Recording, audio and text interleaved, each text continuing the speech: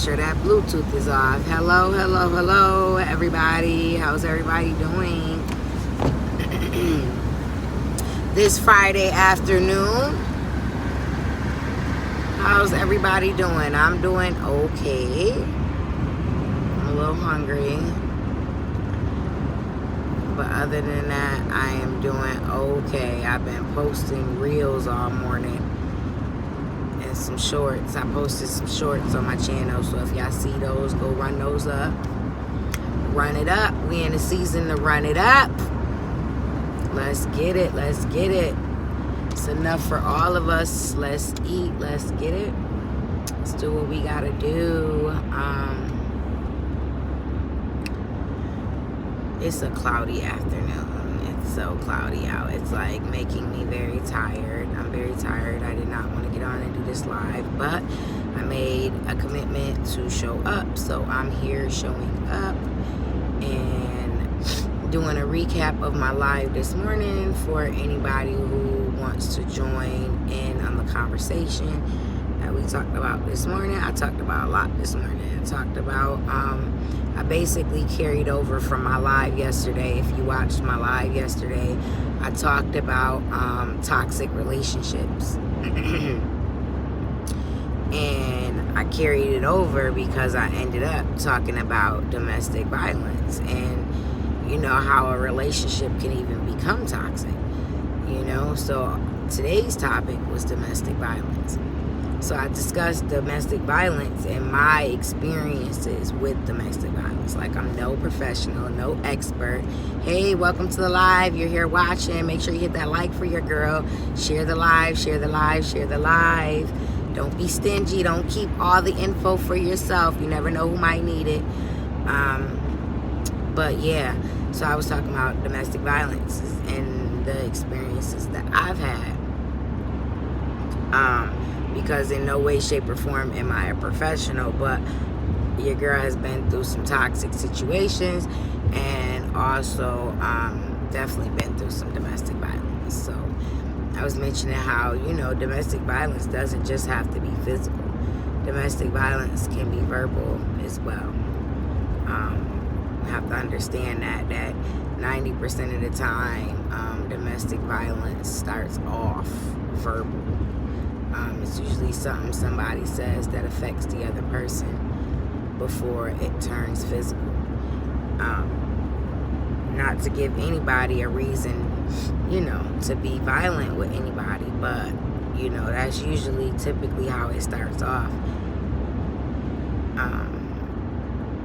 But it's just crazy. It's sad that, you know, some people have to take things to the extreme and use weapons and stuff like that. Like, because as I was saying this morning, usually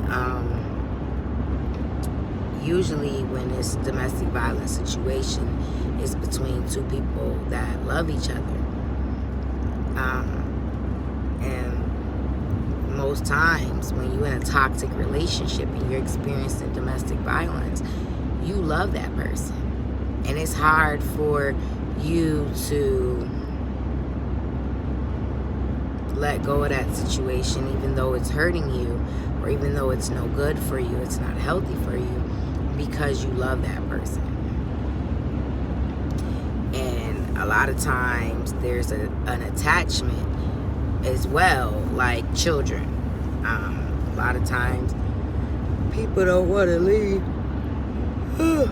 Excuse me, y'all. People don't want to leave toxic relationships because of the fact that they love the person, or they have children with the person, or the comfortability that they have and the convenience that they uphold and are able to withstand being in that relationship. They're able to, you know, endure all the pain and all the hurt and get through the day because they enjoy the comfortability and the convenience that the relationship brings. Or they have kids involved in the situation. Most times women don't like to leave their kids without a father. They most times assume that just because the father and I are together, the father is not going to be in the child's life. And a lot of times that is the case, you know, and it's something you really have to take your chances with. If you're in a domestic violence situation and you're in a toxic relationship, you have to get out of it. You can't use children to stay, because you're hurting them more to stay than you would be if you just walked away. It's very, very, very important, because I feel like it's very common in our communities. I know in my community where I am, it's very common with toxic relationships and domestic violence. I've had quite a few friends and family members that have experienced domestic violence and toxic relationships. Oftentimes I'm the one, you know, people can call because I've been through it. You know, I've gone through it. I've been through it. It's something I overcome.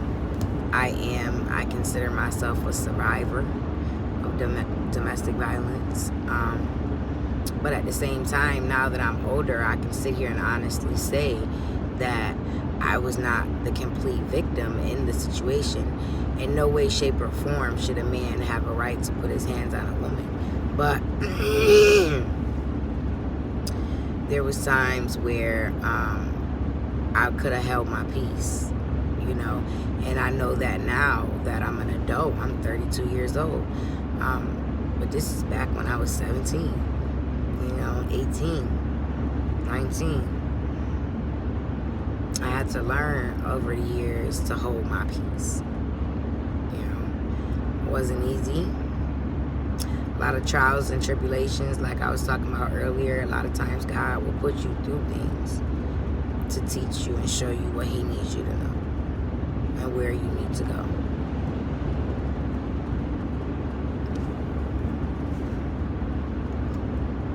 It's very, very time consuming if you don't know, you know, to learn that process. But I learned it. Life took me through enough to where I get it now. I do. But I don't want to preach all over again, because I preached already this morning. Like, I said a mouthful this morning. I just want to recap, and I wanted to give anybody a chance that wanted to catch me live to come in live and recap the conversations that was taking place this morning. I guess as time goes on, you know, people will learn that I'm here at this time and to show up, and I am an hour late showing up, but I'm still here. I'm still here. I'm still showing up. Like I said, I'm tired. I really didn't feel like coming on, but I know I have to be here. And I just wanted to give you guys some recaps of the live this morning. And if you want to hear these topics in depth and hear more about it, just click the replay on that live from this morning, and you could do that. Make sure you catch my shorts. Make sure if you are still watching at this part of the video that you are subscribed to the channel, and that you're liking the videos, you're engaging with the videos, you're commenting on the videos, and that you're sharing the videos for me. It's very helpful to share. Don't be stingy. Keep everything to yourself, but share, because you never know who might need the information and who might benefit from these lives. I thank you for tuning into my channel. I thank you for taking the time out of your day.